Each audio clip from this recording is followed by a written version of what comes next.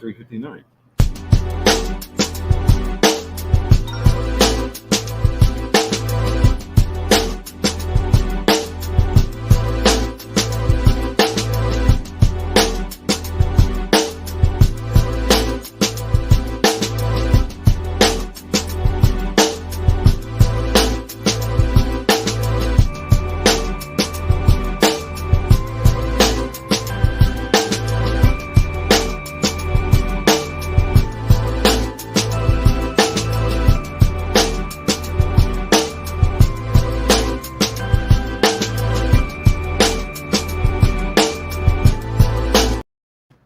Hey. Are y'all ready? What's good?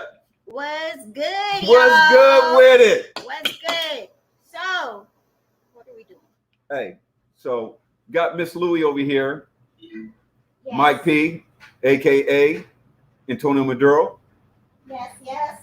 Special guest coming today, guys. Look here. I am just so elated that we were able to get these three guys together.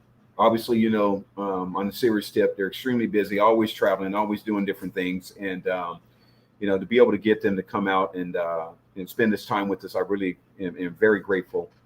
So we're going to have a little fun. We're going to get it in.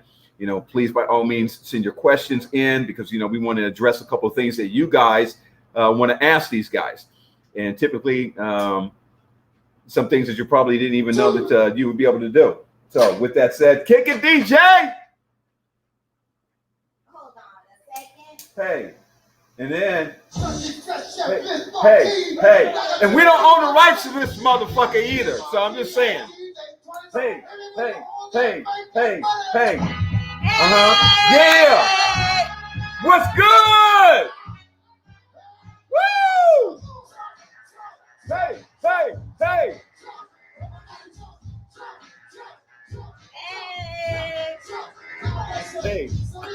Okay, so Facebook's gonna cut us off.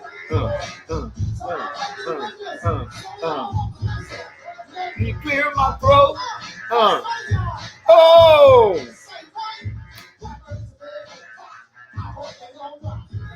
Let me clear my throat. We got Ricky right here. Oh, you got the real Ricky though. Yeah. What you smoking? God damn. I got the Cohiba. Okay, I'm rocking with the Vision. So we're gonna bring the girls in. You want to bring the girls in? We're gonna bring the girls Okay, in. go ahead and kick me. So we got Arlene coming from Los Angeles right now. What's good? Hey! We got Atlanta in the house with Ty and Nikki. Yo, what's good? What's good? And we got New York in the house with Francis, Cigar Chaser. Oh. Hey. Okay. So, are you guys ready? Let's bring Sean Williams on. Hell yeah. CAO. So I'm not going to come in dancing. I don't know if I'm supposed to dance. Big Sean. And we got Nikki Rodriguez to CAO. Listen up, Sean. Listen. Ricky. So we're waiting on Jonathan. Yeah. John is coming here in a moment. We're going to go ahead and get started on what's in regards to that, but we're waiting on Mr. Drew. Little Ricky's in the house. Little Ricky. And yeah. I would love to say Big Ricky's in the house too, but that's not true. We're all Little Rickies. Little Ricky. Big Ricky's in the house. No, he was Little Ricky when he had them locks all the way down and shit. Yeah. That was Pretty Ricky. That picture. Oh, yeah, that was Pretty Ricky. That picture is something else. That was. Hey man, how old were you, man, Rick, when you took that picture? That was my high school graduating picture. Yeah, it was 18 years old. Oh, living life like a surfer. Yeah, living life like a surfer. Yeah, I did. My dad always said I now have 4 daughters. Thank you so much. Really, bro. So, hey man, I got a question for you, Rick. Huh? So obviously, you had a lot of pride in your hair. Do you remember the honey dip that you were dating at the time that made your eyelids go backwards when you had that hair?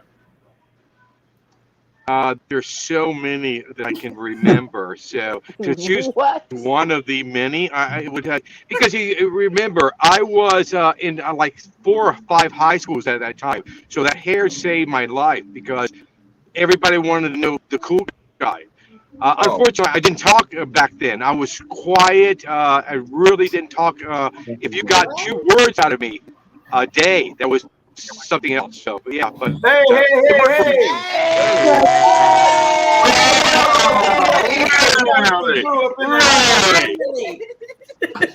Well, You know what? Wait a minute. Let's rewind. you gotta come in dancing. Let's rewind and just kick like just 2 more. Hey. Okay. Kick my throat. Oh. All right. Okay. So I had to clear my throat and shit. Everybody welcome.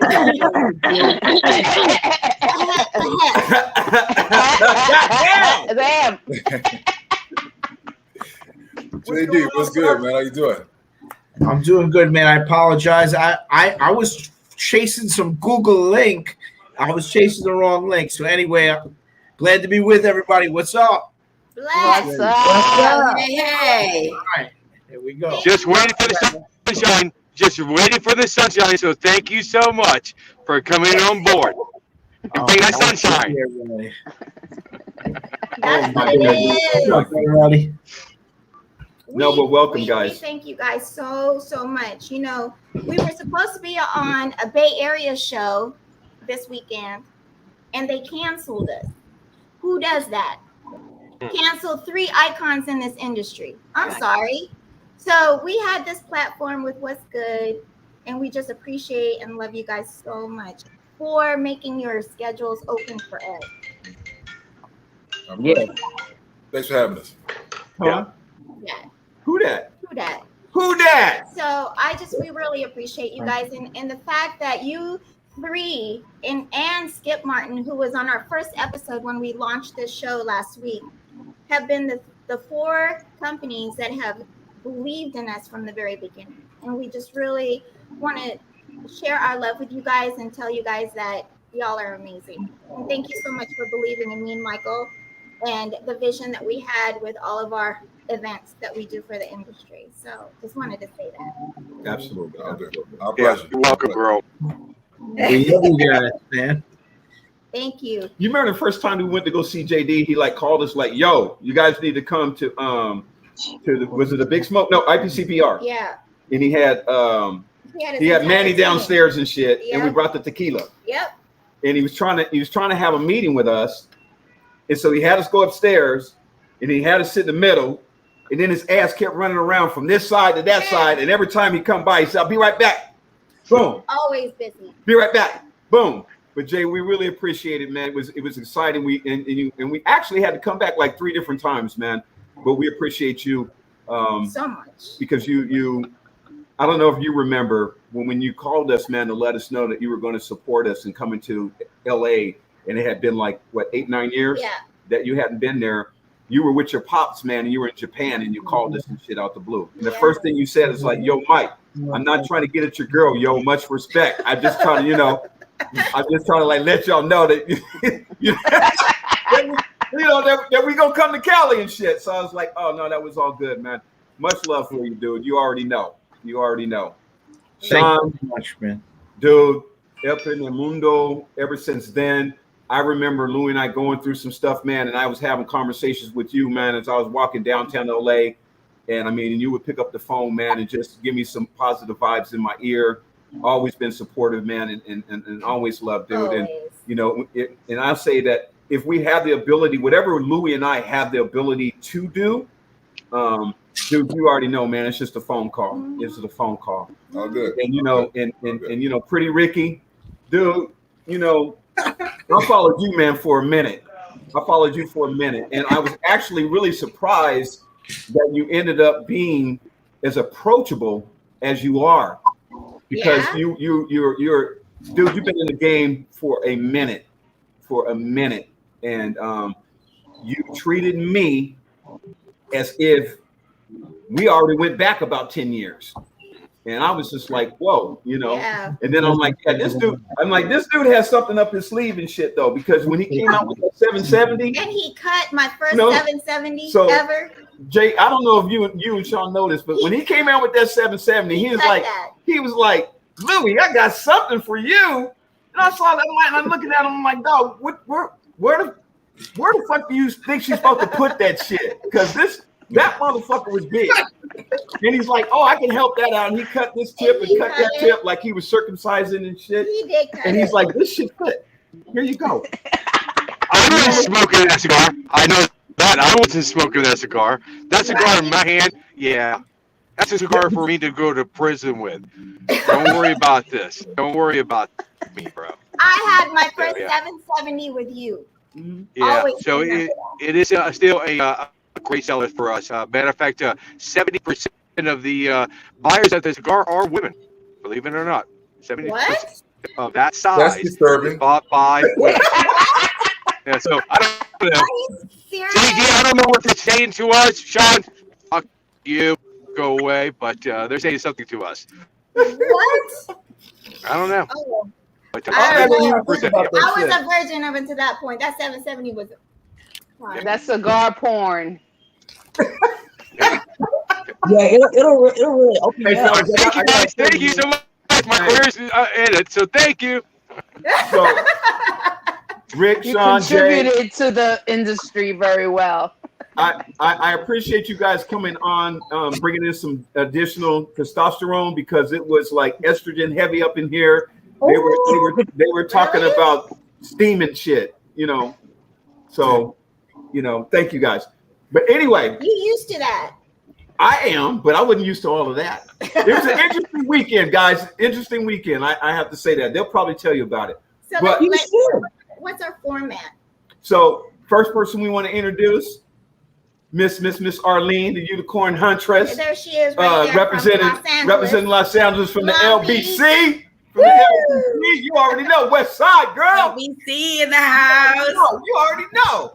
You already know. So, So Arlene, Hey, let me just thank you, Michael. Thank you, Lou, for having us. I feel I'm really, really excited.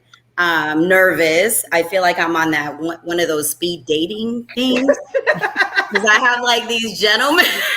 I have like these handsome icons right in front of me. So, all flavors too. I'm telling Stan. So, all So flavors. thank you. Yes, all my flavors. husband's not here today, so Oh, okay. so we're Yeah, good. better. Thank But, you for the eye candy. Right. So let me ask you guys though, you know what Michael had said, you guys were one of these, one of the people that supported them. What was it about Lou and Michael that made you guys just fall in love with them and support them? Because that's important to us.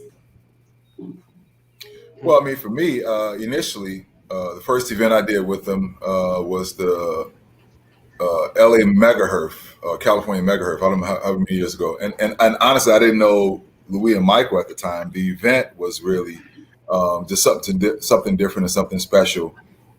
And then just doing that event is when I got to know them. And I just sort of appreciated their, and as Jonathan knows and as Rick knows, this business is not. This business can be unkind. Like it's Right. unforgiving.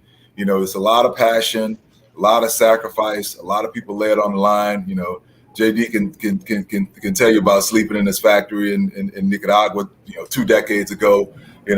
Trying to keep the factory afloat.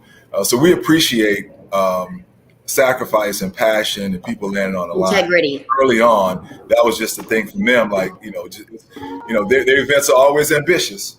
They're always different, but they always take a lot of risks to put off something special. And that's the thing that sort of just attracted me to them early on. Like, okay, if they're going to take the risk, if they're going to lay it on the line, I'm going to do what I can to try to make it successful.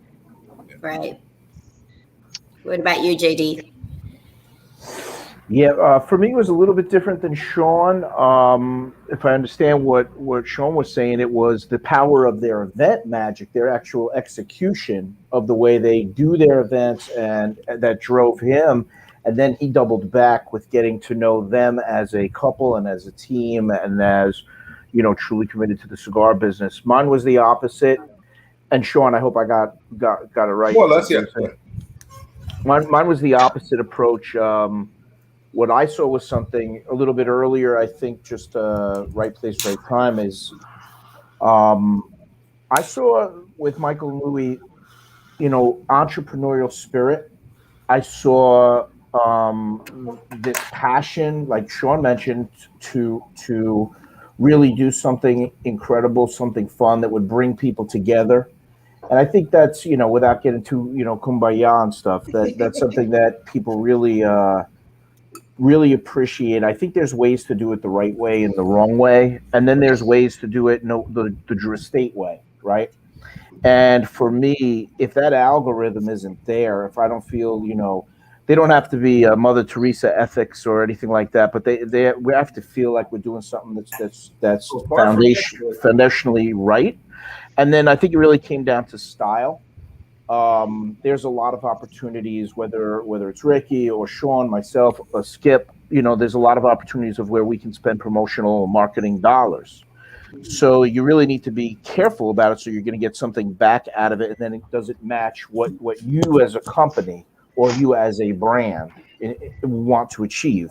And for me, with Louis and Michael, I loved their heart and their passion, and I knew they needed something. It was like they had it all, but they needed another element of it. They needed, one of the companies who were out there, who were making moves to get behind them and see it, and be the first one to say, "Hey, look, we got you.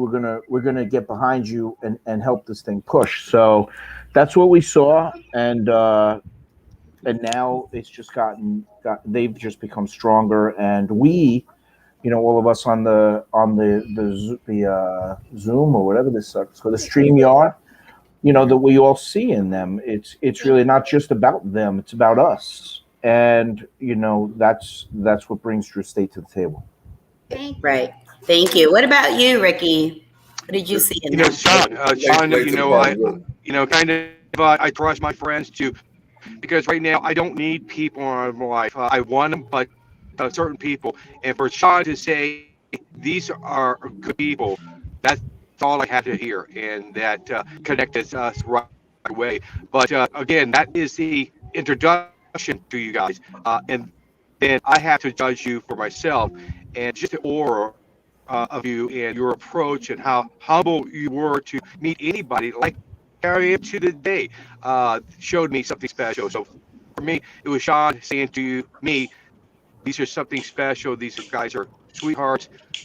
Pay attention, and then that's it. So I just trust my friends to introduce me to people that can help me, and I can help them. Thank you. Right. I think that's so important. Integrity is so important in this industry. And, I know you guys have been mentors to a lot of people, especially Lou and Michael, and to us. So we really look at you guys for that direction. So thank you so much. I have some cards here, and they have random questions on it. Oh, wow. I'm shuffling. I'm going to ask, let's see. Let's start with Pretty Ricky there. Pick a number. Man, lean back. 1 through 30. It's 10. 10? Did you say 10? Yeah. Mm-hmm. You owe $653. Who you want? Oh, it is money. Oh my God. It says, if money was not an issue, how would you spend your time? Easy. With my friends and family in my garage, and smoking cigars and talking and celebrating life. That's very easy for me. Just if I had a time and money is not with my friends and family in my garage just smoking and enjoying life. Absolutely. That's priceless. Love that. It's definitely priceless. Okay, Sean. Mm. Sean. Pick a number, Hot dog. cocoa Sean. Oh, hot cocoa, Sean. Mhm. Damn, that's a tall ass glass of Who told you my cocoa. stupid name? Okay, I got that. I got. What- Did I pick a number? Yeah, pick a number. Yeah. Arlene, how tall are you? 17. Huh? Arlene, The number. how tall are you? Number 17. Oh, 17. 17. 17. That's an odd number. That's different. 17. Ah, Oh, shit. That's a What? number. That's a number of a roulette ready? player. That's a roulette player number. Yeah. 17 red, right? What the question is, what can you do that you could not do a year ago? That should be easy, huh? I can fit in a size 38 jeans. What? I lost weight. I don't know. What? During COVID? Yeah. Instead Yeah. of gaining. That's pretty damn good. 38. Yeah. 38. And he looks good. Yeah. Most people That I know is pretty wear good. You must 38 have don't been look over good here. like that. Hey, I haven't been in a size 38 jeans since high school, man. So I'll take it. So what Wow. did you do? Did you just like work out all through 2020? All during COVID? You know what's weird about losing weight? Secret. If you eat less, you lose weight. True. Okay. What a genius. Okay. If you eat less, you I'm lose gonna write weight. that shit down. Hold on. We won't go into any No, more no, no. deeper So, questions. seriously. No. And I will say this because this may help people. That's the realest shit I I've ever heard. never consider myself like, I've always been, I'm 6'6", so I can carry weight, unlike other people. I can carry Yeah. more weight. But when you're 50 years old and you're walking around 260 pounds, that's a lot different from when you're playing college football at 260 pounds. Right. So That's when that pot belly comes out. Yeah, and I never really had. Again, I can hide the weight a lot better. I wasn't overly concerned, but when COVID hit, and I realized I was going to be stuck home. Like, who knows how long? It's like, you know what? I can't eat like I eat on the road. Since I'm home, I can control it a lot better. So I just did something real simple. I don't eat before noon, and I try not to eat after 6. Other than that, I eat whatever I want. I'm not good at I'm not going to do carbs. I'm not going to do sweets. I like all kinds of food, so I eat what I want, but I just eat it in the 6 or 7 hour window. And I work out, I lift and, whatever. I'm not a workout junkie, but just enough to stay moving. But I just See the guns. I see the guns. Yeah. So You were 260? I was 260. Yeah. Damn. He carries it well. That's Yeah, like he Well, I'm does. 6'6", so I can hide it. that's like two Louis. 260? That's like two of you. So you just told her weight? That's close to 2 Rickies. That's okay. That's also 2 Rickies. Now that's good. Wow. Wow. 4. Don't even start it with 4, Michael. It's Okay, 5. JD. Pick a number, JD. 411. Let's do how about what is it, 1 to 30? Yeah. All right. Let's do 30. Why not? That's the last one. Oh, you want to pull from the back and shit. Yeah, let's just Yeah. Talking about card player. okay. Oh, this is perfect. It says, what moves you to tears or gives you goosebumps? Oh shit. Ooh. What moves you to tears or gives you goosebumps? Oh wow. Number 1 rating. He's gonna get deep on us. I can hear it. You picked 30, dog. I'm gonna really go interested deep. in hearing this. Yeah. I can't go deep. let's We're get having into shit. too much fun. Listen, I don't know. I don't know. What? Give me a different question. JD lost for Oh, words. What the hell? You can't I like punt. seagulls. They bring me to tears. Wait. Seagulls, they're beautiful. A better question is, Birds. recently, what has, well, I guess maybe you can't disclose. Has there been anything recently that you can disclose that has moved you to tears or gave you goosebumps?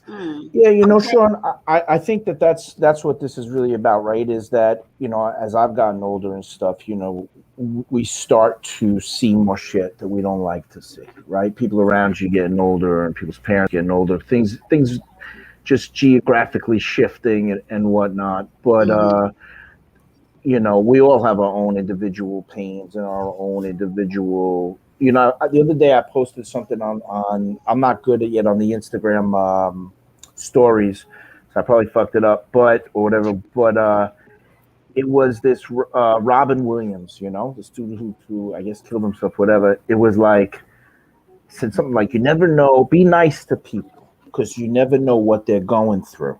Right. True story. Yeah. And that's some shit because, you know, like for me, I'm a pretty good dude. I'm busy as shit.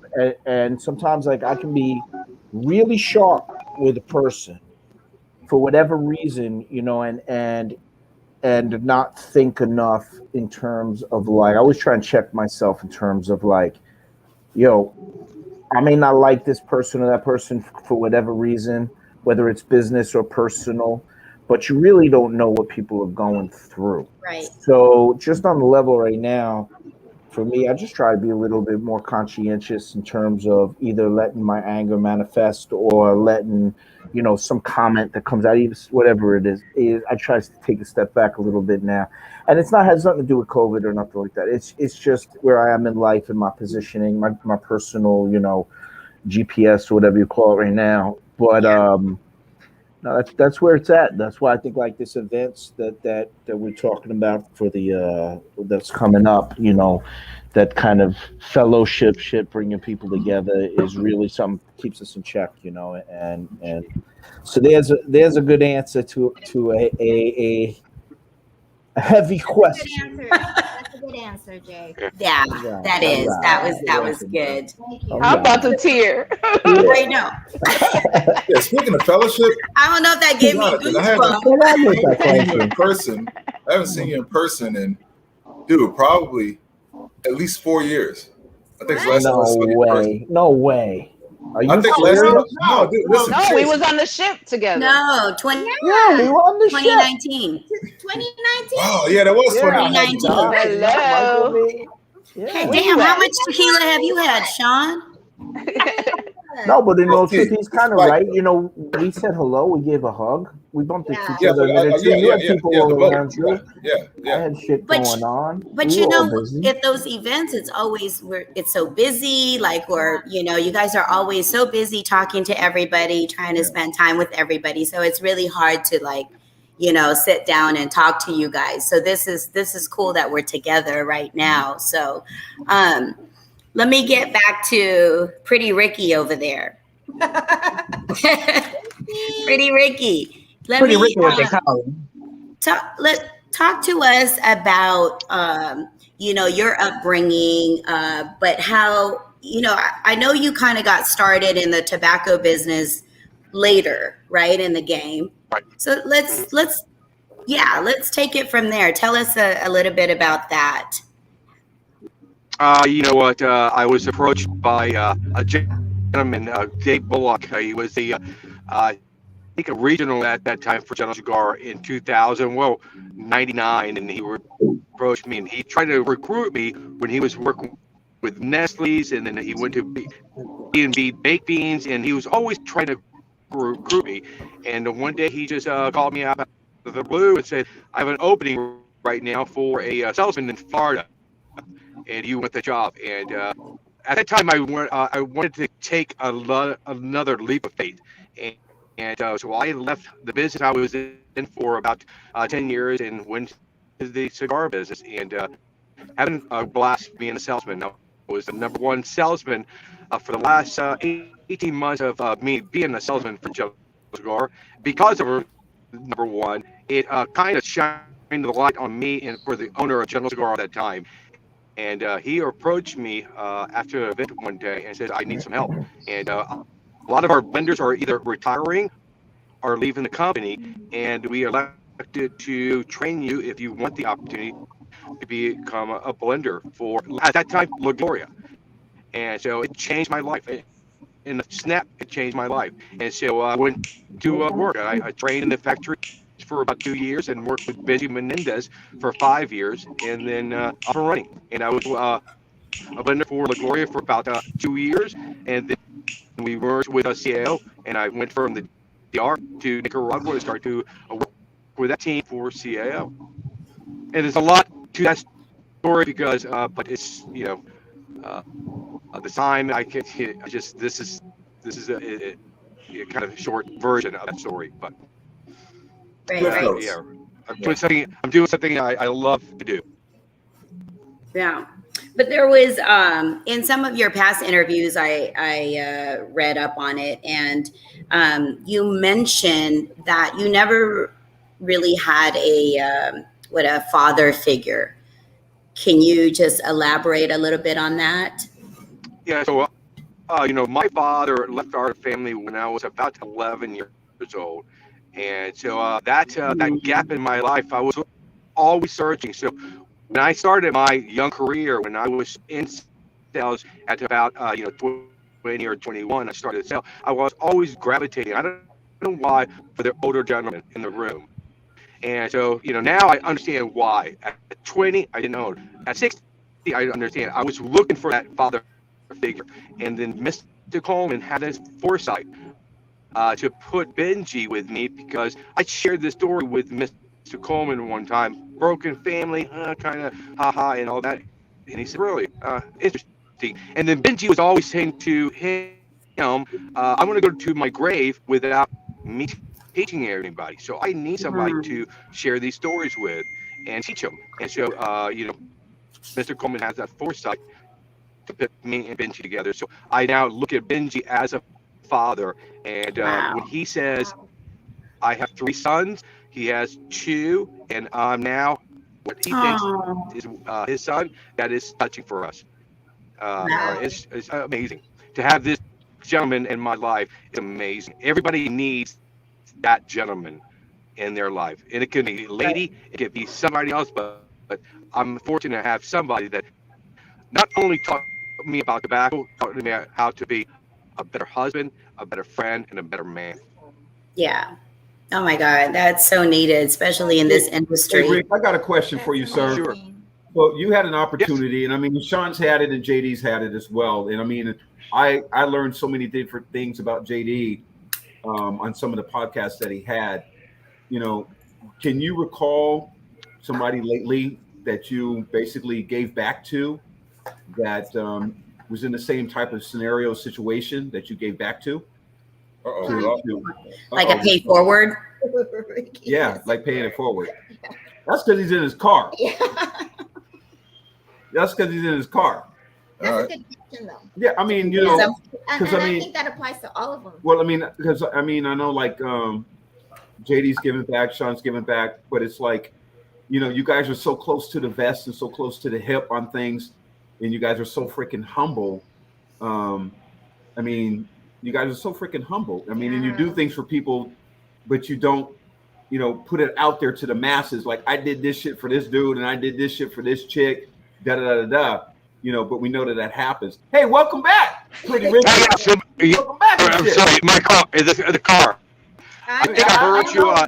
Nice car. No, the question was, man, that so somebody basically reached back to help you. Can you recall somebody recently that you reached back to help as well? That's currently now in the not one person. I think I reached out to anybody that needs my help to understand what we do. So I think it's not one person; it's multiple people. Anytime I'm in a shop, I'm always saying I'm not here to do a commercial for CAO. I'm here to teach you or help you understand what we do behind the scenes. And so I think I have helped a lot of people understand what we do in the factories, like JD or Sean. We're doing a factory because that knowledge is powerful. And so I think I touch more people one-on-one like that than one person I have under my arm that I want to. Now, General Cigar or SEG either comes to me and says, we need to prepare for the future. Pick a guy and train that guy, oh yeah, let's go. Because at my age right now, like How about JD some is kinda girls? coming? Yeah, for sure. But you know, at the end of the day, it's just I'm done pushing people down to get to my that direction. Now I'm here to pick up people and help them in their journey. Yeah. So I think So anybody worth their salt won't really answer that question, and Rick won't really answer that question. But I can speak up because I'm one of the people that he has reached back to sort of help pull forward and constantly do. I mean, when there's you get to a point in life where you feel like you're sort of siloed, and there's not very many people you can go to for advice and mentorship and so forth. JD has always been that person to me. Rick has always been that person to me. And Rick was the person when General Cigar wanted to reach out to me. Rick was the person that called me personally and says, "Hey, bro, let's talk about this. What do you think? Let's talk through it." And I've talked to him along the way, because for me the big thing was moving into a corporate structure. I mean, I hadn't had anybody cut a paycheck for me in almost 20 years. So just the thought of going to work for a company and getting a paycheck every 2 weeks and dealing with the politics associated with that and navigating that. I mean, he has constantly been a coach to me in that regard, and still sort of pours into me, and vice versa. You know, we iron sharpens iron, so we're always sort of bouncing things off of each other. That's right. Iron sharpens iron. Well, one of the things that I've read was that, and I think it was from your interview with Tobacco Business, you said that the text that changed your life was from Rick. No, actually, the text that specific text was from JD. He didn't remember it. Yeah. It was stay calm. Take your time. Stay calm. We were talking. He may not remember. He was It was be patient, don't panic. Be patient, don't panic. Yeah. And there was a distribution deal. This is when under El Primer Mundo. This distribution deal I had on the table at the time. And again, first off, you want to go to somebody and get real unfiltered advice, but at the same time, you got to keep things secret. You got it has to be confidential. And I could always go to him with anything, and he would give me the straight skinny. And then sometimes it's not like a person can give you an answer, right? Because what might be right for him or what might be right for Rick may not be right for me. So he kind of gives me some context. Maybe these are things you consider, but then at the end of it, stay calm, don't panic. And basically that's like, don't make a move out of desperation. So from that point on, which is easy to do when you're struggling in this business, to make a move out of desperation. I never made any moves out of desperation after that. And some things worked out, some things didn't, but ultimately I got to feel like it worked out because I'm here talking to you now. But that's something I always remember. And I tell people that all the time in different facets of life that they're dealing with. Like, you can't make a good decision while you're panicking out of desperation. You're always going to make a bad decision. Well, you know what, man? I appreciate you sharing that, dude, because I never knew that. What I do know is that there were times that I had conversations with Jay myself, and we were in LA at the time, and I'm like, yo, I get up at 4:30 in the morning, dude. Call me like, when you can. So he's like, it's okay for me to call you. It's 4:30 in the morning. I'm like, yeah, and he called me. I'm in LA, dude. It's 4:30 my time, and we're having these conversations. Matter of fact, we were going back and forth, man, for weeks before we did the first Cali Megaherb. And it was like he was keeping it close to the hip, and we were going back and forth. But he was giving us a game, and Jay has been mentoring us, man, since about, unbeknownst to a lot of people. And I'm going to say this. A lot of people talk about who's a mentor and does this and that or whatever. Jay has been in our life, man, since about 2013, and that's real talk. You know what I mean? And it was like, I know I can call him. I just can't call him before 10 o'clock in the morning, but I know that I can call him at any time. You know what I mean? I know that I can call him at any time. And I mean, and I'm so appreciative. Sean. So we understand. Dude, I'm going to tell you, man, as many times that I've been to Atlanta, man, even when I was in the service, I've never had such a great time other than when I was sitting in the same space that you sitting in, man, when I'm in Atlanta, dude. When I come to Atlanta, if it's not sitting with you there where you're at right now, there's nothing that can compare that shit to me, dude.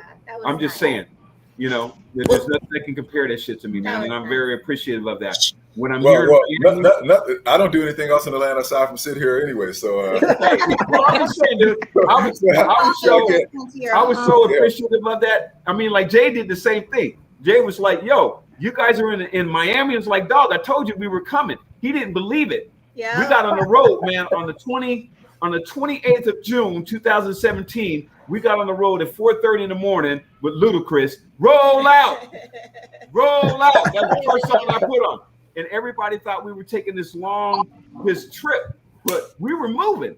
And we told Jay, and he didn't believe us. And then we were like, "Dude, we're here." And he was like, "Oh shit." He says, "Well, meet me," and he gave us the address. We're thinking we're going to a restaurant.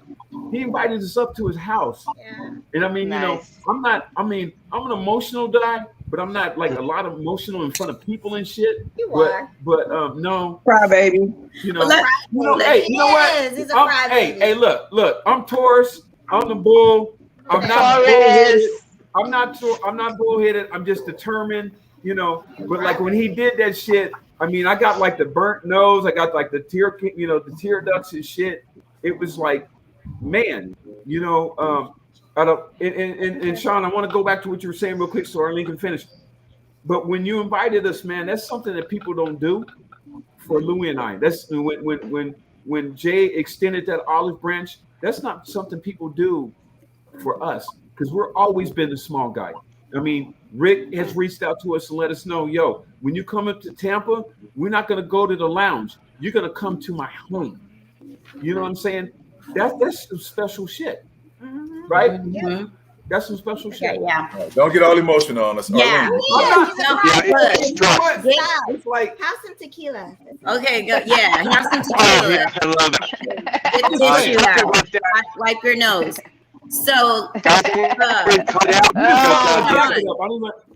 Sean, I have one word for you. Tuba. Tuba or Cuba? Tuba. With the T? Yeah. with the T. Yeah. What about that word? Wait, why the tuba, man? Oh. Is that shade? Are you throwing shade? What? I think you're trying to comment. I played the tuba, and I was the best tuba at Live Oak Middle School, Uptown New Orleans, 11 War, stand up. I was Tell us a little bit about the tuba, man. I understand so this is the deal. This is the deal. I grew up in Uptown New Orleans. I grew up in the Irish Channel. Okay. It is quintessential New Orleans. Wait a minute, where'd you grow up? Line parades for random stuff. You wake up, on a Sunday morning and you hear music coming down the street, and it's the second line. I grew up around all kinds of music. So, and my middle school had a really, really good band. So I got there. I played a little saxophone in elementary, a little drums. But when I got to Live Oak Middle, there was no way I was going to make the drum section. Just no way. So I'm like, I want to march in the parades. What can I play?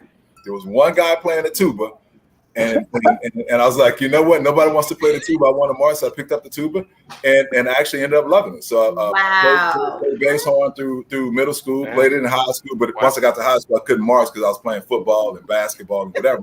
But I played bass horn all through middle school and through high school, and then as an adult, I started playing bass guitar. So that makes sense. You grew up in New Orleans. Yeah, and I wanted to march, and if I wanted to march, okay, I wasn't going to get a chance as a drummer at Live Oak Middle School with the drum section it had. So I picked up the tuba. So all those girls. Okay, well, that makes it more sexier now. There's nothing that can ever make a tuba sexy. All those girls. I'm not confused about Yes. All those girls that you went to school with was The dreaming lips. before fucking tuba. That makes sense, though. That makes sense. All those honeys was wishing they were fucking tuba and shit back in the day. Yeah. I was just a dude with the tuba, man. It was all good. Band camp, baby. Band camp right here. Hey, can you tell us, Sean, the street or the district that you grew up in New Orleans? Well, the area is Irish Channel, which is I've never heard of that. Mm-hmm. Yeah. So it's I don't know how to make you know it. It's was it rough? Well, the resident cigar shop that's 3 blocks from where I grew up is Mayan Imports. Shout out to Marjorie and the crew uptown. So if you're ever in New Orleans, one of the coolest cigar shops you're going to go to is on Magazine Street uptown. It's Mayan Imports. And Mayan Imports sits in the heart of the Irish Channel. It's in the building that used to be a children's orphanage, a girls' orphanage. And it's actually right in front of my old middle school. So that's my neighborhood. So if you're ever in New Orleans or you ever go to Mayan Imports, you will see my neighborhood. Now, with that being said, the neighborhood looks a lot different than it did 40 years ago. Hey, Sean, I got you, baby. I got you, baby. Wait a minute. Let me do this. That's the Michoud Irish. That's the Michoud Irish. Yeah. So that's right. I got you, baby. Mm-hmm. So, wow. Okay, well, Sean, thank you so much, man, for that. And Arlene, the question that you hit. So next, what I want to do is I want to have Miss Nikki. I know you have a couple questions that you want to address the guys with. So the stage. Yeah, just FYI, Rick's going in and out, but we're probably going to lose him at some point. He's actually in the middle of an event, so yeah. Okay. We appreciate that. Okay. What's good, everybody? How's everybody doing? What's up, Miss Winters? Thank you for joining us on What's Good. I appreciate all of the knowledge that you guys are blessing us with. So you're about to be in the moment with Nikki right now. So in the moment. Sounds intimate. I'm gonna ask some intimate questions. I'm gonna have to light up for this one. I need another shot. No, not yet. I'm gonna start with you, Rick, because I know that your time is limited. So, in your opinion, paint what is the most damaging image in the cigar industry and why? Ooh. Sean, why you lean back, man? Why you lean back, dog? Yeah. Ooh, I'm gonna have to lean back. I mean, answer the question. I don't see that situation often myself. That's anybody's doing anything that's going to damage. What I do not like. I think if I had to pick on anything, I support women smoking cigars, like a cigar smoker. And I do not like when certain people think that they have to show sex to be kind of identified as a cigar smoker. And so that's to me. I'd rather you just be classy, smoke your cigar, talk about your cigar. You don't need to add anything because you don't want that happening to you when you're smoking a cigar. Somebody's looking at you like a piece of meat. And so if you have wait a minute. That's the image you're going to have when you go to the shop. Hold up, wait a minute. We got to cheers to that motherfucker right there. Hell yeah. Oh yeah. We got to cheers to that motherfucker right there. That right there. Thank you for that. Thank you, Rick. Hey. That's my Hey guys, I have to go back to my event. I look forward to seeing everybody at the event. I love everybody. Sean, JD, I fucking love you guys. I'll see you guys soon, and thank you so much for the opportunity and time to share with you guys. Appreciate it, Rick. Love you, dude. Hey, Rick. Hey, Rick. I love you guys. Love you. Thank you so much. Rick. Yes. Rick, you need to hit me, man, and let me know when you're going to be back in Tampa, man, so we can do that. Yes. I'll definitely do that. Definitely do that. I'll see you soon. Bye, Ricky. Bye, Ricky. All right, take care. One love. Bye. Hey, Sean, you look like you hitting a bong, man. I am so glad that he touched that subject. I am so glad that he ended up. Hey, JD, you laughed a little too hard on that one, man. What's up? Say what? JD laughed a little too hard. Can JD or Sean continue that? Yeah, that was. Thanks, sis. Hey, JD, I want JD to go next. JD. Well, no, Sean, they work for the same company. You should go on with that, Sean. You repeat the question. Okay. Sean was waiting for his opportunity. I was not. I was on a punting team, dude. In your opinion, paint what is the most damaging image in the cigar industry and why?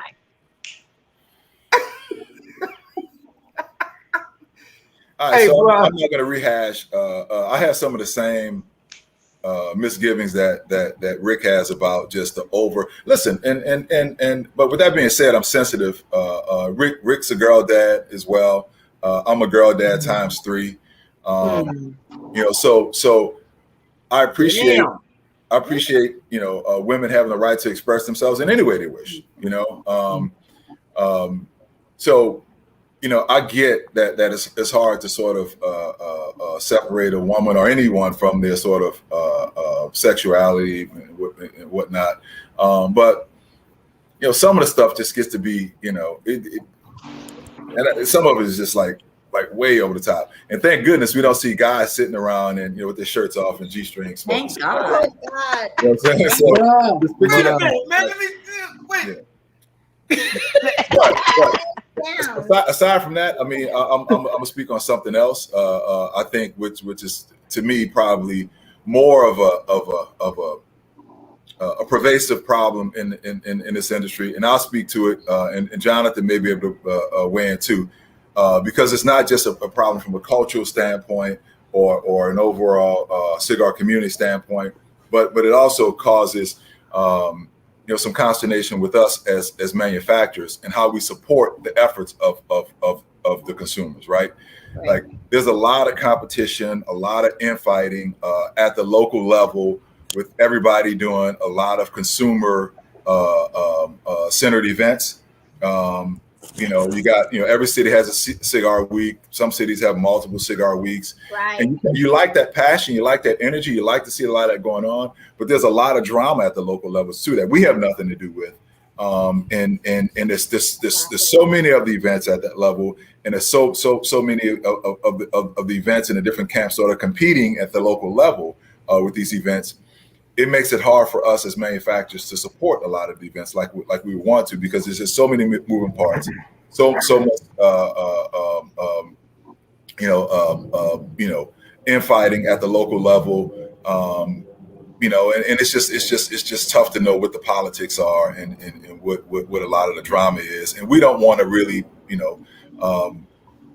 be involved in the drama part of it, but there's a lot of it, and I just hope that as a cigar community that we can figure out how to sort of put that to bed. And with that being said, I mean, I've been around long enough to remember the rise of these events. Used to call them tweet ups or herfs, and they were in every city, and it got to a point where it's tough to keep up as a small manufacturer, which I was then. But it's just as difficult as a big manufacturer, because it's not like we have unlimited buckets of money and we can just throw product and throw time and throw resources to everything that's going on. And it makes it even more difficult if you got camps in these local areas that are battling each other. So I just hope that sort of balances out to some degree. Can I add on to that question, Sean, personally on that one? Do you feel as an African American in the cigar industry in the position that you're in, do you feel a little bit more pressure on that point when you have all the different I'm listening. Keep looking at me, but when you have all the different events that you were talking about where there is a lot of like competition in all of that, do you feel as an African American, as a Black man representing Cohiba, a luxury brand out there, a pressure of having to participate and attend all of the events, because there's so many of them? I don't know that I feel pressure, because I have to approach it just realistically. I mean, because I'm one person, I can't be everywhere. That's the reality. No, I'm not saying I don't feel pressure. I mean, there's just it is what it is, right? I mean, I can't feel I feel fortunate and blessed to be in the position that I'm in, right? So everything comes with its own amount of weight that you have to juggle. But I don't feel pressure in that regard. I mean, I feel honored that people invite me and want me to be a part of certain things. And I feel not pressure, but I feel a little bit of regret that I can't be involved in everything. But that's the reality. I mean, we're dealing with adults. People understand. At least I hope they do. I just think that a lot of them look up to you they look at you as that leader in that community, and that's so like humbling. You know what I mean? It was very humbling for me. Yeah, it's very humbling for me. Because it's weird. I mean, I look up and I'm 51 years old next week, and it's like where's the time gone? Like I'm the dude now that people call him Big Bro and Unc. And I remember calling JD Big Bro. Welcome to the club, dog. Welcome to the club. But now I'm an old guy. So every motherfucker that knows me calls me Unc. I'm like, what the fuck? Where did I get all these damn nephews and shit? Yeah, man. I was in the mall with my daughter, man, a few weeks ago. I go to the mall maybe once a year. Like I hate going to the mall. But I was like, we go to the mall, get us some clothes, get ready for school and whatever. And there's this guy had this little kiosk set up, and I saw him. We walked past, and we coming back and saw him again, and he's like, yo, brother. And I stop, and I was like, let me see what the guy's selling. Turns out he has this kit to clean your sneakers. So he did a little demonstration on me. I had on my shell toes, and they were like new. I was like, cool. So I bought it from him, and whatever. When we finished up, I was like, all right, OG, thanks. I was like, OG, give my money back. that would be you. So with that being said, I mean, it is what it is, right? I mean, I've been around long enough to matter. That's how I look at it. I don't take it too serious. Don't take anything for granted.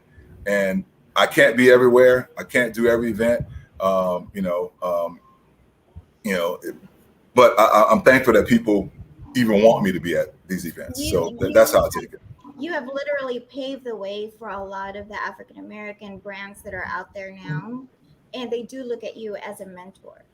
They do look at you as a mentor, especially when you started with El Primer Mundo, and then to be the ambassador and a blender for a major brand like Cohiba. I mean, who doesn't know Cohiba? And to have you as the face, riding horses out there, Bear. skiing, and living the life.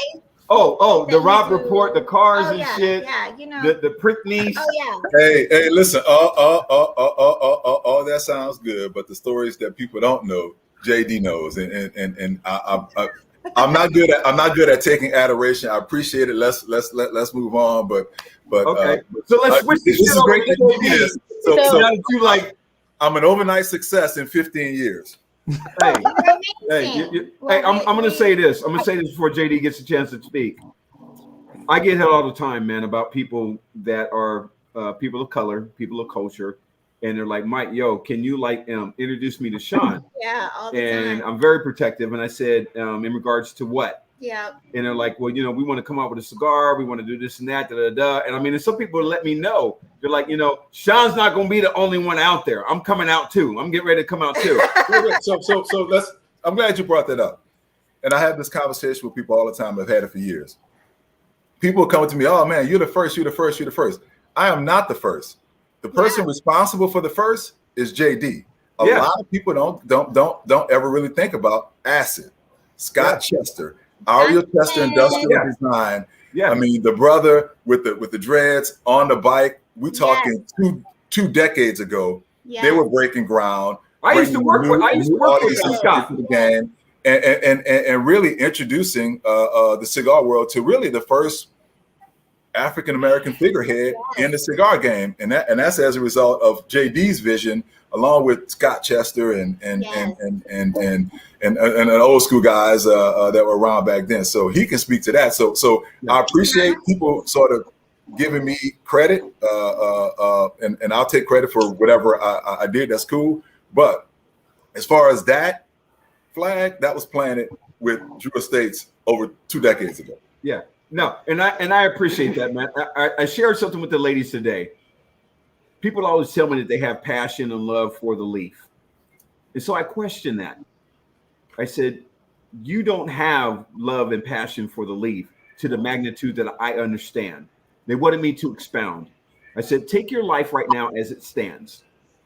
Take your life as it stands, as it is currently today. And you give up everything that you've done to this point to leave and go to Nicaragua and live and sleep on the floor to pursue a dream. Are you willing to do that right the fuck now? would if any of you right now that's on this right now, any of you guys that are watching, any of you guys that are on here, would you stop what you're doing because of the love and the passion you have for something you want to do? Would you give up every fucking thing to move to fucking Nicaragua, to live on the goddamn dirt, to damn near die, and to pursue your passion? And they were like, you know what, dog? I don't know. I was like, okay, so you're not in that same fucking league. Just because you have a cigar and you put a band on it and you put the shit out there, you're not equivalent to a lot of these other dudes that have set this stage for your ass. Mm-hmm. Period. Jonathan, I mean. And so Jay, yeah, you know. Yeah. Now, let me just say one thing. First off, is I really liked when Sean, when you guys were really pushing Sean a little bit, not so much on the Drew Estate side or what we did, but what's so interesting to me is, I find Sean to be a very inspirational person with his accomplishments, what I've seen, I guess from my perspective, because I know the struggle and how just to make it to get to that final like line of demarcation where you go, all right, we ain't struggling no more. We're out of survival mode, and now we're going to move into success mode. And when that hits you, it's a very sobering moment. It's like a moment where you're like, a lot of shit flashes through your mind. It might be your parents. It might be, hard times as a kid. It might be, whatever is personal to you. But that transitional moment of survival to success, it happens. You kind of you don't see it perfectly with perfect clarity till you're in it. And I watched it with Sean, and it was there philosophically. He was winning no matter how the chips were moving, because he wasn't moving the chips. He was moving the board. It was his board. And you hear people say, "Hey, we ain't playing checkers. We're playing chess." What we learned in 444 was it ain't about playing chess and it ain't about playing checkers. It's about owning the board. And you can own that board in a number of different ways. That's your canvas. You can own the board. I've owned the board, sold boards, lost boards, whatever. But one thing I liked where you guys were going with when you pressed Sean a little bit, because I'll tell you, inspiration comes to us individuals from the most unlikely scenarios. I watched these two kids fist fight. They were like 13, 14, 15 years old in Nicaragua. One didn't have shoes on, and the other kid had two fucking shoes didn't match, and he wasn't doing it on purpose. And these two kids were fist fighting for like 15 minutes. All right? I'm saying like where when I was younger and more youthful, I would go to the PAL and do boxing and shit, and that shit, until you're really conditioned, it is exhausting throwing punches and receiving punches. These kids just punched each other, kept punching each other. We were sitting at a restaurant on the second floor in Granada. And I was like, man, I was so inspired afterwards. These two kids, I didn't know who won or who lost. Finally, one kid, and it was like, that shit was on my mind for like months. And, you just draw inspiration from anything. But usually, right, it's something that has to do with pain.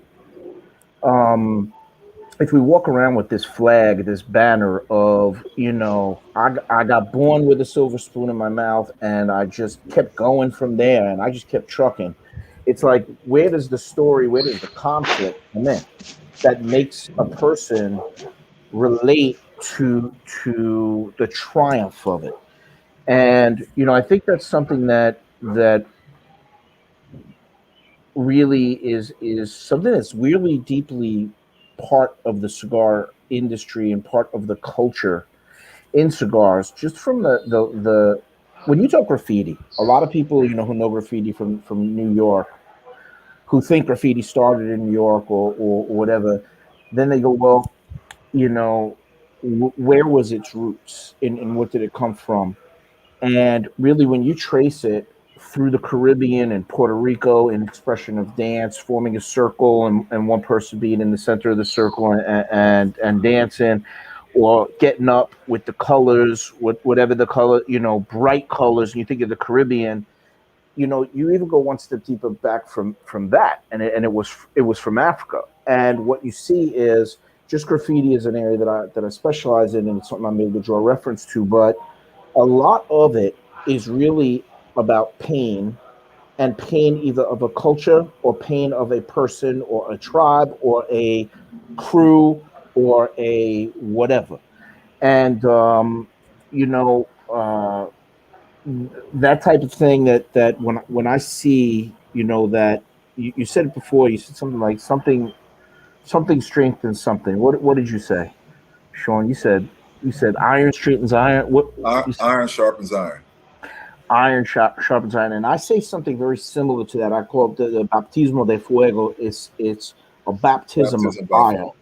And I talk about that a lot because that's what really hardens us. Because we all want to be a good kid. Your parents don't grow you up like, look, you're going to be a thug.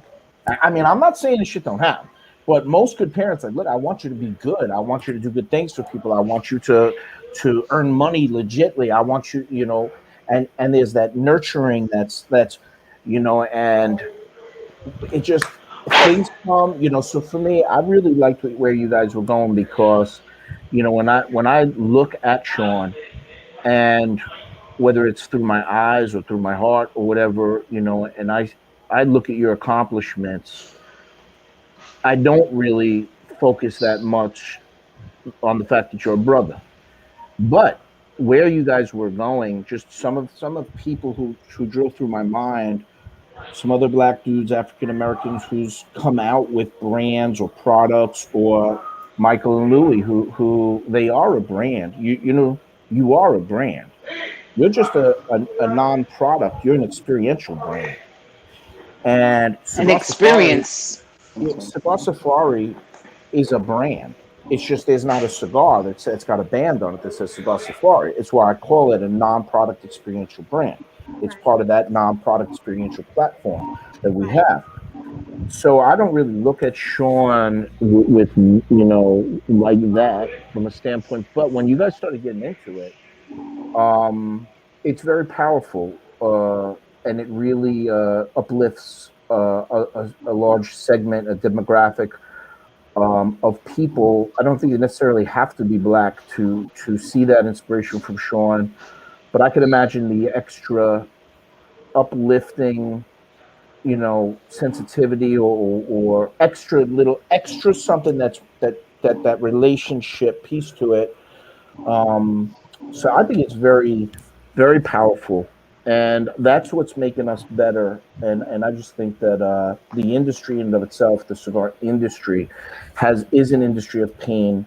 It is an industry of revolution, and people use words like that. They throw it around, not because of bad intent, just because they don't know better or they're trying to put the pieces together and describe a certain way. So the industry has been through a lot of revolution, has been through a lot, not just in Cuba.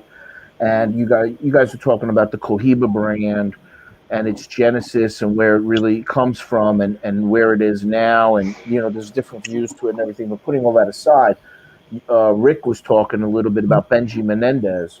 And the stories behind that brand, Benji's family and stuff. So there's a lot of pain that goes through this, and I think that Sean is a great messenger of something beautiful. And that's going back to the first question. I think it was Arlene who asked it about you guys, or one of the questions about Michael and Louie, and it really you guys inspire me. I think probably Sean feels the same way. You guys are inspirational. You're like this. Thank you. I get inspired. JD. Don't get me to crying, JD. Because No, I'm just saying. Look, They ain't gonna make me cry.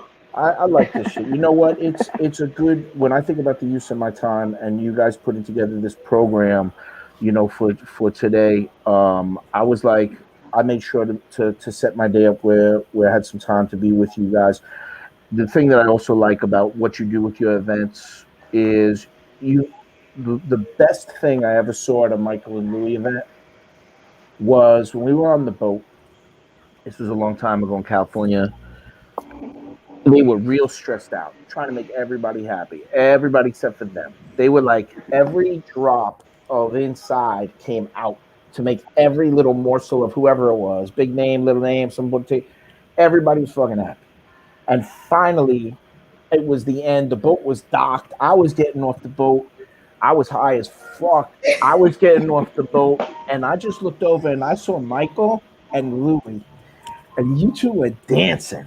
And it was like you at that moment, you took every drop of everything you had lent to everybody, and you had reclaimed it and only gave it to yourselves. And the two of you were untouchable. You couldn't get through that shit with pop, pop, pop. Nothing was going through that moment of you two right there. And that was the absolute, to watch you guys dance in a moment of celebration after pulling off a fucking feat, and everybody was against you. Everybody was against it. You guys were like, who are they to do this show? You fucking crushed and destroyed everybody and everything. And for that moment, watching you two dance, and Michael smiled, and he saw me leaving, and he like smiled, and he looked up at me. I was walking past him. He was already down. He's doing his thing. He looked up at me, and I saw a smile. It came from here to there. I was like, that's peace right there. I love that. JD, I appreciate you, dude. Yeah, you Let's drink on that. Let's drink on that. Yeah. Oh yeah. Sean is bullshitting. I after don't the know what's in the fuck. Lady bullshitting. Hey, JD, I got one music question for you, JD. And if you get it wrong, we're gonna have to take it back. Oh Lord. You ready? I never get wrong. Okay, so what year and what year did Special Ed come out, and what was his first album called? Youngest in Charge. Youngest in Charge was the first album. I'd say it came out in 1987. No. Damn, Jay. 1986, 1987, 88. 89. 89. It couldn't have been 89. 89. I was in high school. What?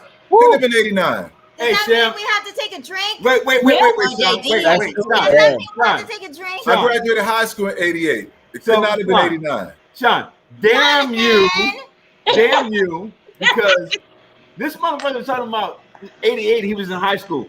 I was out of high school for 7 years. You're old. I was in the 10th grade. I'm not gonna say. I was in the 10th grade. Damn. I was in 11th grade. Hey, Nick. Hey, Nick. Yeah. Give Jay a lyric I was having babies. that he needs to spit. Yeah, give him something Give him else. something he needs to Now spit. you're pushing it. All right. Spit us some Eric B. and Raquel. No, I can give you Special Ed, Okay, Okay. Okay. go on. but I'm not a Puerto Rican, so I'm speaking that so that you know. That's it. I believe you. Damn, Jay. Come on. I like that. Wow. Hey, Francis, I know you had a question that you wanted to ask these gentlemen. So before Ty goes on, I want you to be able to ask that question. Okay. I can't have enough. Hi, y'all. Hey, Francis. Hey, well, JD. How Now you got did me getting. Now you got me with special. In my mind, I got the entire song. I got it made. From the first line through. Oh, No, I ain't. Go ahead. Go ahead, spit. I'm too old. If Jay-Z's getting older, I'm way too. Nah. Hey, spit. Don't get bashful. No, don't I get ain't bashful, spitting. Jay. You know what? I No. ain't spitting. Because you know what? I'm gonna tell you guys something real quick.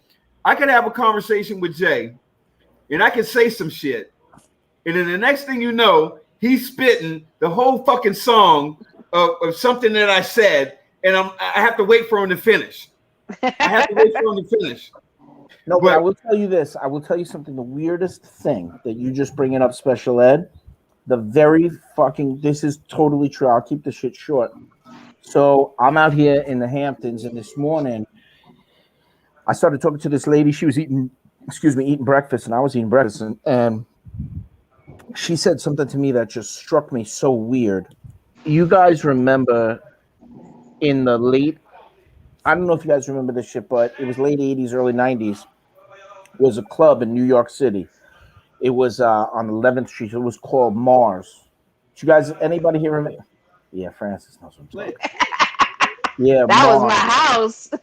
Mars was changed everything.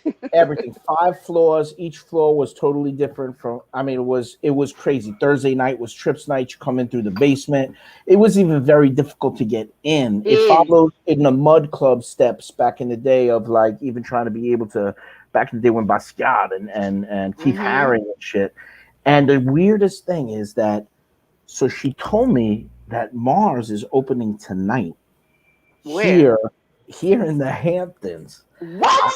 Yes. And I went back in my mind when she said that. I remember seeing Special Ed, and he did something that it struck me so weird because I have had a number of run-ins with Special Ed at Tower Records, and nothing negative or anything like this, but I remember watching him, and there was this hanging on the 4th floor. There was these lights, and it was like a long string like you would have in the backyard in Brooklyn or something, and there'd be these lights dangling from it. It was a long string, and he was rhyming, and he would just keep grabbing that string and give it a push, and the lights would move back and forth. And that was the image that went through my mind when she said Mars, because I kind of was like, what's opening? And she's like, Mars, from New York City. Back the owner is opening it tonight. And I was like, that's I know you going. What? I'm probably gonna go. I got you should. Hello. Yeah, I know, but you got it ain't gonna be the same as back then. Of course not. Go for it. It's all good. Yeah, man. That so is crazy, JD, what inspired you to get into this hip hop world? Oh, hip hop? I heard you were, yeah. What was that song that said I'm gonna do that transition into hip hop? To the top of my dome. Yeah. Yeah. No, probably. I got a dog with a solid gold bone. Right? When Special Ed would rhyme, it was like, man, you could just, that's probably the thing about it is the things that come together. Really, it was graffiti, b-boy dance, hip hop. As things progressed and started to intertwine more clearly to people, a lot of people didn't realize how deeply wound those things were. Those 3 movements were together. And for me, I was a rocker. I was like, I played guitar. My man played the tuba. I played the electric guitar, and together we could have crushed it, yo. But I'll tell you what it was. Since you just asked, damn, this is an interesting day. Is this? You just made me realize it because I was gonna make some shit up. But this is what it was. Wow. On DMC. It was, I was into the heavy metal, like thrash and stuff as a kid, 12, 13, 14. Right. And Def Jam had heavy metal, thrash, and hip hop. So Anthrax from Brooklyn on Dude's guitar was always Run DMC, right? And that was really because I was hearing it all the time, and it was there, and it was like this constant thing that was there, but it wasn't like where my transition really, where I became infatuated with it until it was Def Jam, which is so interesting because being in both genres, before it was Def Jam USA and Def Jam the other, it was all under one shit. It was all Russell. Right. And later on, I wound up signing a deal with Russell Simmons, actually. Really? Yeah, I did. Yeah, the night before the Trade Center got exploded up. That night before, true story. I signed a deal that night with Russell Simmons, and another guy, Peter Dracolius, and who was George Dracolius, very, very, very famous producer, major. That was a night. I remember Baby Fat. That night we watched what's in it? Erica Badu was sitting right next to me, and that night we signed a deal for Kahlua. So that was where we signed the deal for Kahlua. Next day was World Trade Center, and then I remember Russell calling me from a helicopter. Yeah, yeah, no doubt. Wow. And then because Russell had just sold Def Jam and everything except for Def Jam Comedy. So Russell sold Def Jam, and Donnie Deutsch sold Deutsch Advertising. So Russell and Donnie Deutsch formed a new company together called D Rush. D Rush, the president of D Rush was Peter Dracolius. And he brought me the Kahlua deal and the Sauza deal. And that's when we put that shit together. So, all shits come together, right? Everything has lineage. Because Def Jam had Rick Rubin, so a lot of that rock. Wow. That's so funny, man, because that was Louie's first cigar that I gave her was their Kahlua cigar. Yo. But listen, don't mix it up. When Def Jam came on the scene, who did they have to dethrone? Before Furious 5, you had the Treacherous 3. Right? Kumo D, right? Oh, the Wild West. Wild West. So you had. Well, no, we're going back. He's going back before that. Go against Run, and I watched that shit live. And you know who was on the microphone between the two of them? This kid, Michael Holman. I was on that show. You were on that show. I saw you on that show. Oh yeah, you know what I'm talking about. I was on that show. You were dancing on that show. Get it, Frank. Yes. I'm a pioneer. Yes. Okay, hey, Francis, bust a move. Wow. Francis, let me see what you got. He was on that show. I was there when it all went down. It was crazy. You were there. Hey, well, Jay, we just want to let you know, That's man. Crazy. That brought everything all back circle. You know what? That's something that that show, that when Public Enemy came to the stage, Chuck D, Flavor, Griff, they were thrown off the motherfucking stage. Let me tell you something. Not only did they get thrown off the stage, but they kept their shit brief. And like Eric B, that was Latin Quarters in New York City. You get your fucking face cut in a second. Latin Quarters, they didn't give a shit about who you are. Eric B made sure you were good. That was it. I mean, and that was really, the cipher, the battle, Brooklyn versus the Bronx, Queens versus the Bronx, most legendary of all time, right? And even with with graffiti, same shit. But Francis was there. You were one of the B-girl dancers. Yes. And Michael Holm, that was so funny. I can't believe that's just so true. I was on Buffalo Gals too. Yeah, Buffalo Gals. Wow. Hey, with Jay, I don't know if you're aware of it, man. Brownie outside. Oh shit. Hey, Jay, I don't know if you're aware of it, man, but we had sent something to DE in regards to something that we want to do in Brooklyn in May.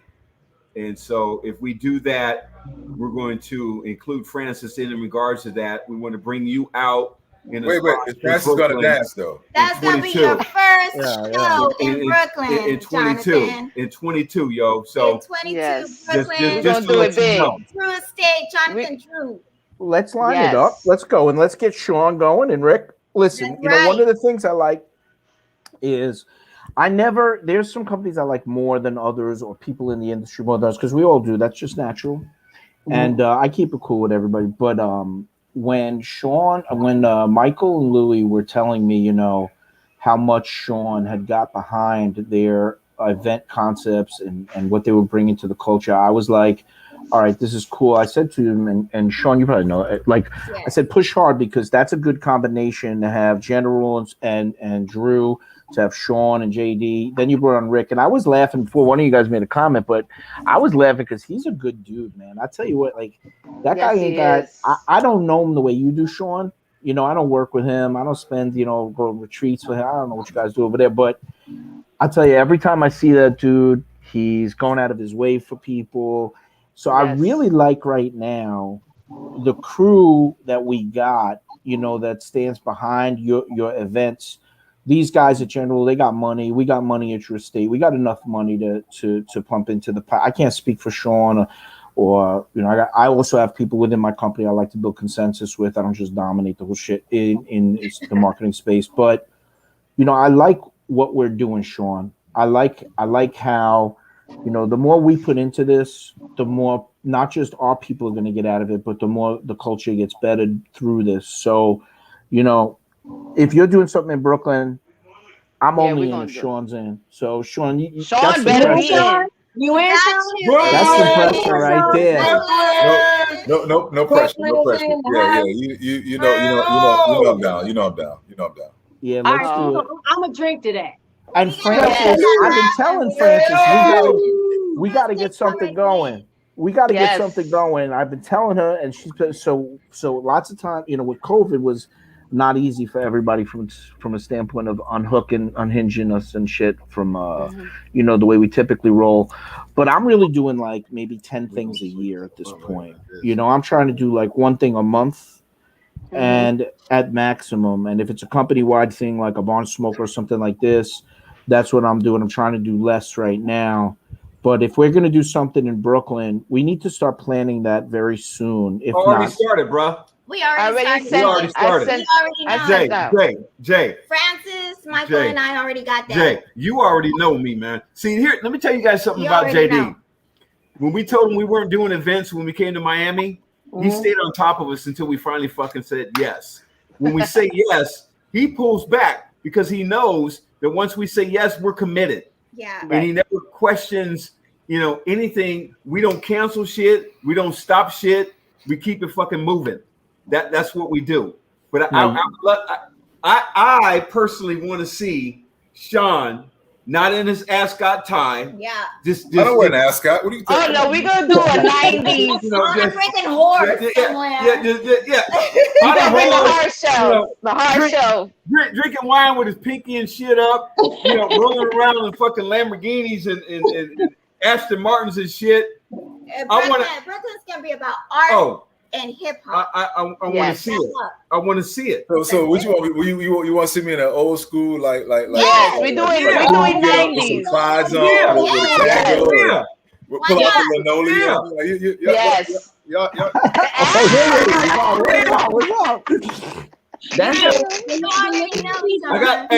Hey, Sean. I'm heavily into fashion, dog. But I got to take you out of the suit and tie. You don't do the tie. You actually rock the shirt with the jacket really well. Though. But look who's talking though. You really don't have any room. No, but you know what?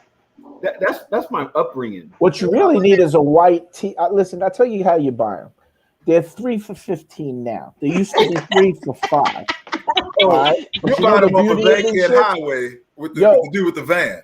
Not any gas station. Listen, check me out. Any gas station. But you know the beauty of this shit? I'm gonna tell you something right here. Floyd Mayweather, according to what I've heard, I don't know what you guys know, is homie don't wear the same underwear twice. That's what I heard. Like he gets up in the morning, he rips open the pack, or the servant prepares the shit for him. Who knows? That dude, like, there ain't the maid ain't doing it. And I love these white. That's why this shirt. That's it. It's as fresh as it comes. The folds are still in it. White tee. Yo, the ladies should dress like Salt and Pepper, y'all. We should dress like the 80s. Yes, we're gonna do an 80s. Yeah, we should do like the 80s. We should come dress like Salt and Pepper or like Madonna. Yes. Hip hop. Hip hop. When we Jay, Sean, I don't know if you guys know, when we do this thing in Napa, thank you again for blessing us. When we do this thing in Napa, it's 80s to 90s. We're going to keep the shit real. Oh, yeah. We're going to see, because Cali is not ready for what you guys bring from the east side. Napa ain't And ready. Napa. Yeah, get that shit right. Napa. Napa's not ready for all this melatonin. They're I'm not just ready for saying, this. they're not ready for the shit. I have a guy that I used to be in a band with back in the day in school. Long story short, dude is audio and visual, and he's done productions with everybody you can think of. He's gonna set the stage. He's gonna bring the speakers. I want to blow shit up. Yep. You know, that's how we gonna do. Yep. And with that said, Ty, I know you got some stuff you want to ask both these gentlemen. Hit them with it. That's it. What you got? My thing is, you guys, all three of you, even though Rick's not here right now, you guys are like 3 of the 5 elements on this earth for me of the cigar industry. JD being the earth, he's provided the foundation for the birth of so many amazing cigars in this industry that I personally enjoy. My very first cigar 12 years ago was the Java Latte, and I've just graduated from there. It was on a first date with my husband. Sean, to me, you're like the wind with Cohiba. You came in like the wind. You brought Cohiba to the forefront of things for African Americans, and as ambassador, and you just went crazy with it. Rick being the fire for me. CAO continues to blaze the industry with some of the best, most flavorful sticks that are out there. And even now, some old, some new, and they just keep getting better as time goes. So if I had any question for you guys, how difficult is it for someone of your stature in this industry to know if people are coming at you, from a genuine side or from a side where they want something? How do you distinguish that? Like, what kind of advice could you give us that somebody that's just starting in this industry? Me, I used to be a sales rep. Now I manage a lounge. So what advice could you give? JD, you want? You Yeah, I mean, so you can't prejudge anybody. You can't, it's hard to get at somebody's intent, right? My thing is, I just kind of accept people. You meet people where they are, right? So you accept where they are, and things sort of eventually show themselves, for what they are. If someone is genuine, or if someone is just trying to, I won't say use you, but someone's intent is genuine. It shows itself, but I'm just naturally guarded anyway, right out of the gate. But with that being said, I mean, if I can help anybody, I'm going to help them regardless, and I extend help, whether it's advice, whether it's resources, whatever, without the expectation of getting anything in return. So I'm never disappointed regardless. I don't forget though, right? Right. Because you want to continue to help people who makes good use of the help,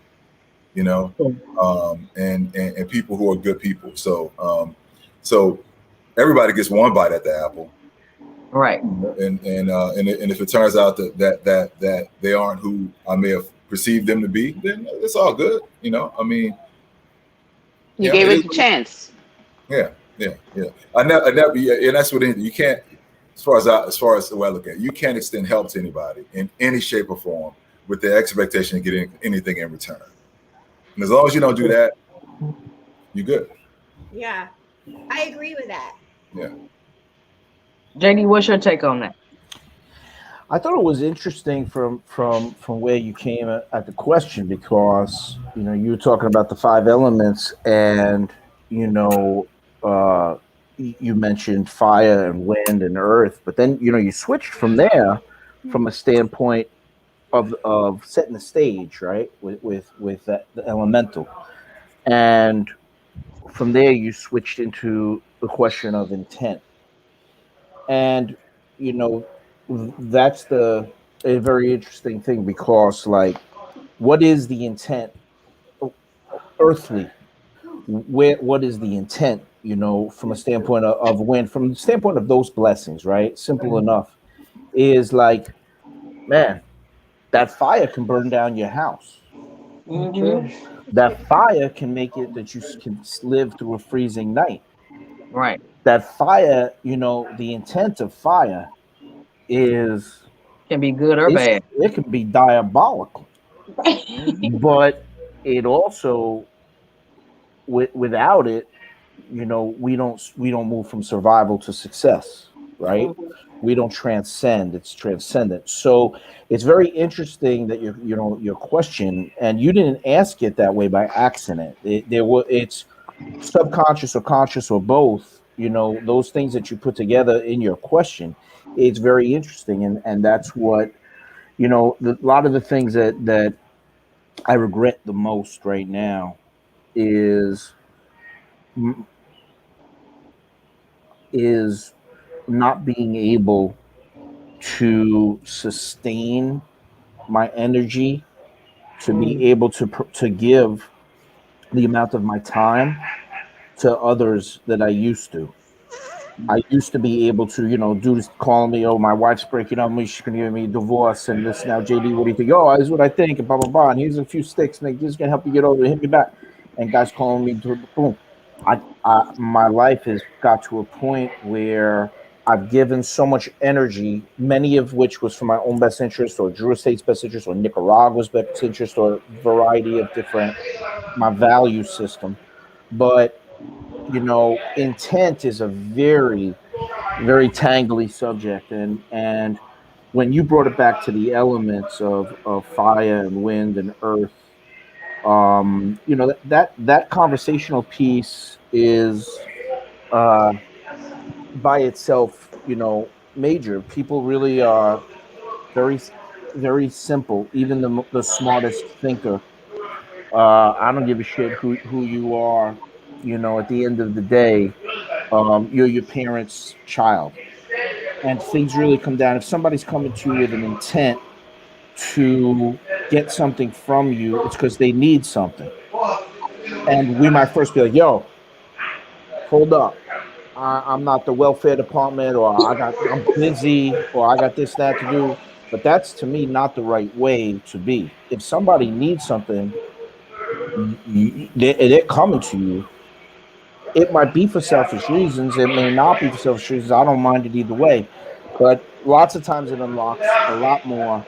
So I don't always look so much at intent. I've had people who say, like, you can't work with this guy, or you can't do something with that guy because they did this. And whether that's the way they look at, people's, all sorts of shit. Like for me, is I like to unwind the shit and get in a little bit deeper.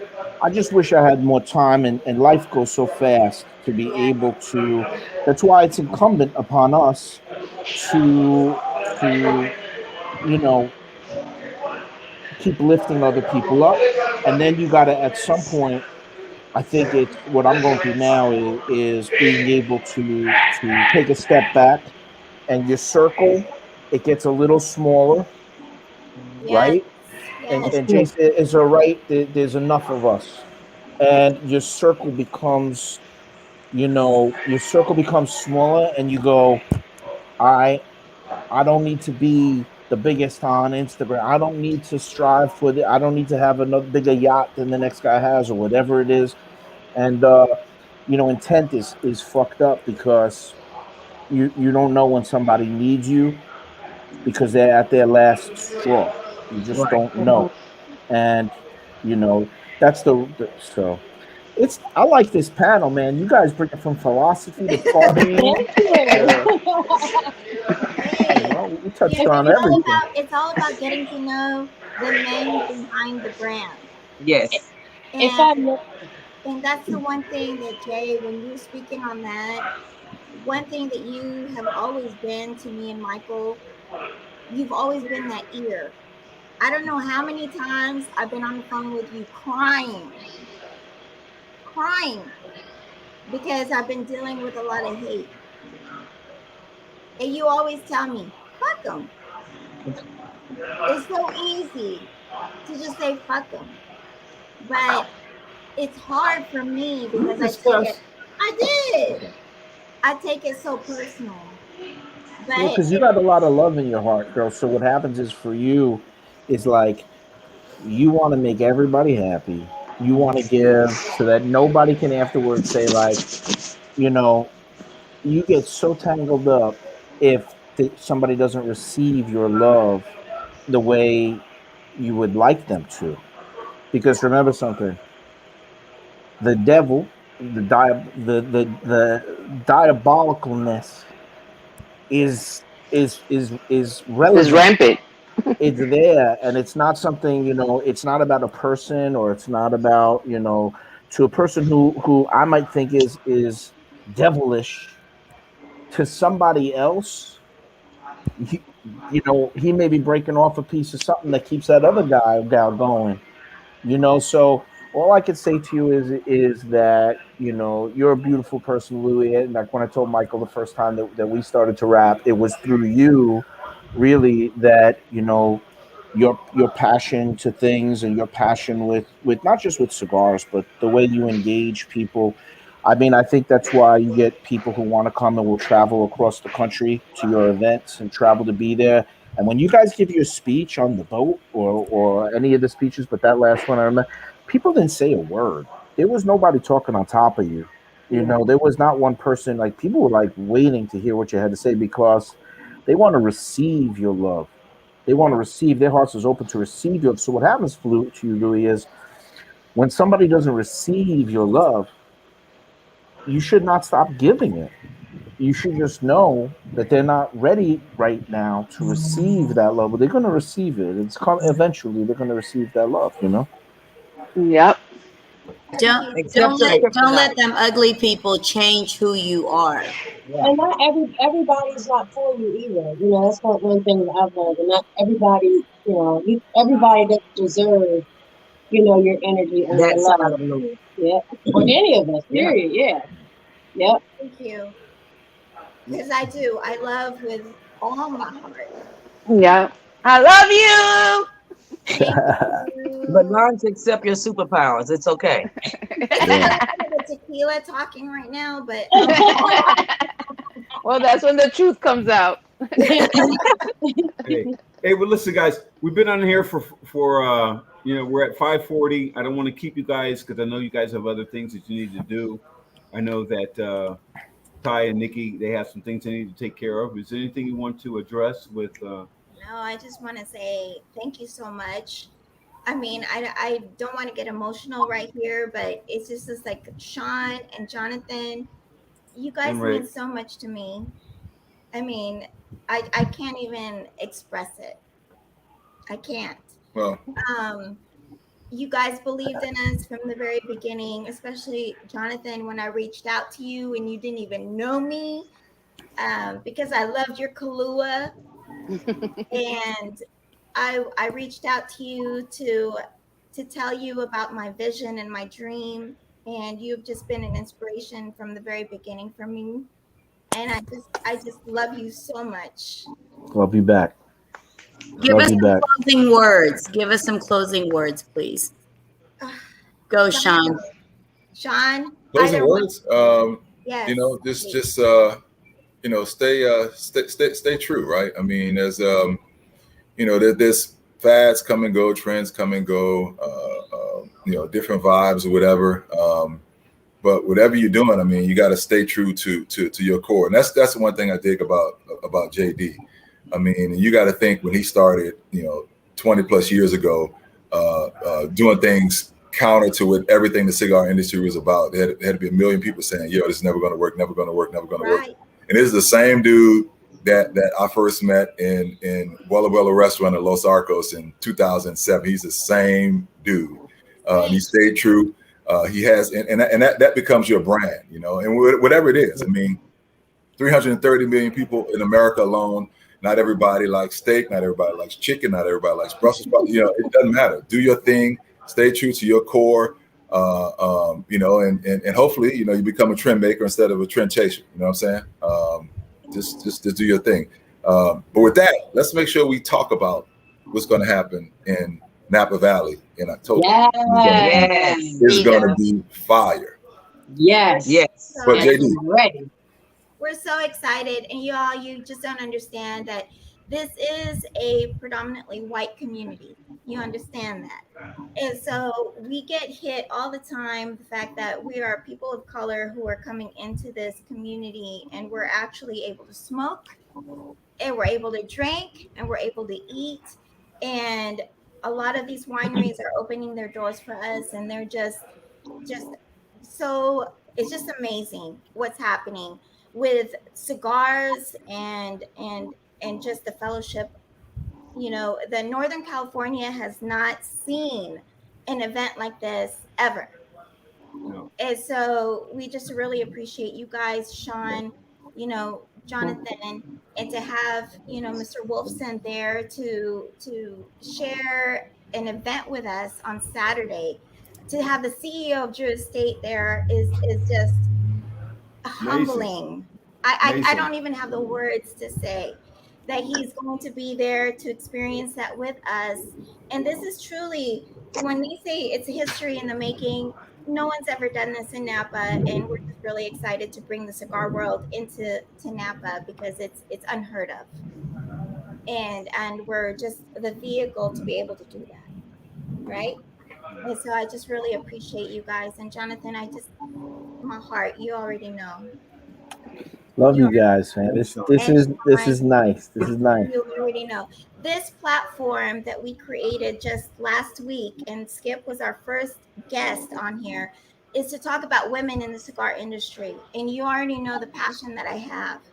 And so many times I've wanted to quit because it was just, everything was against me. And because I love this industry so much, because of people like you, John and Sean, that continue to create so many amazing cigars for all of us to enjoy. You guys are just an inspiration for all of us. And we just really, truly appreciate it. And I'm not going to quit because Jonathan's not going to let me quit. And I ain't gonna let you quit. I'm not either. I'm not either. Until that Brooklyn party happens, she damn right ain't letting you quit.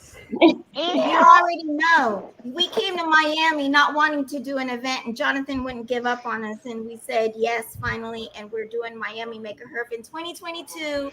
We're going to do the very first Brooklyn. Jonathan Drew Estate. Sean, you're going to be there, right? I'm there. Hip hop, art, graffiti. We're gonna do it big in Brooklyn, and this is. I gotta get my chains ready. And you're going to be and your bamboo earrings. Yes. Right. Jingling, baby. That's right. Jingling, baby. I just appreciate you guys so much for being a part of this show and for giving all of us ladies the love that you guys continue to give us, and really support the women in this industry, because we are a part of this industry. Yep. And we ain't going nowhere. We showing up. We here to stay. And we know our shit about cigars. Tell them, Louis. That's right. Here comes the asking fire. us about shit. Here comes the fire. And that's the difference between a smoker and a puffer. That's right. So I just want to say thank you so much, y'all. And you ladies, thank you so much for being a part of what I envisioned as being a platform for this women and the cigar industry. So thank you so much. And we want to say happy early birthday to Sean. Yeah. Got a birthday coming up. Happy birthday, brother. That's right. So thank you so another much. one. Turn that calendar. You guys have a platform. Whenever you want to come back, just reach out and let us know. We'd love to have you guys back. Thanks for having us on. So in closing, guys, we just want to say that we love you guys. We appreciate the support. Love you guys too, man. We hope that we can build something with this What's Good and move forward and bring all the positive vibes from the industry and share that with everybody. That's right. That's following. That's right. We got Liana Fuente. Thank you, Arlene, for making that happen. We got Liana Fuente coming on board to talk about women in the cigar culture and the cigar community in this industry and making moves in this industry. So she's going to be on the show on the 18th, I believe. Yeah. So please stay tuned. Jonathan, I would hope that you would watch us there too. Oh yeah, that'll be a nice show. She's good. She's amazing. good. Yeah, no doubt. Yeah, the Thank show's nice. I love it. Let me tell you, you should also you should, or I should, we should also reach out to Willie and Pedro, and you should also Yes. book them on the show as well, because they'll enjoy the setting and the format. Yes. Hey, listen, I had a lot of fun today, and love you guys. Stay safe, and Thank you. let's get deeper into Thank that you, man. Brooklyn thing. Sean, let's go. All Okay. right, baby. We're Okay. gonna have some Cohiba and Drew, That's right. and some Shaw Williams love in Brooklyn. That's right. Yes. We're gonna show you how to play the tuba. All right, much love, everybody. This was fun. Love you guys. Love you. Bye. Bye. Love you guys. Love you guys. Nice one. This was Bye. good. Deuces.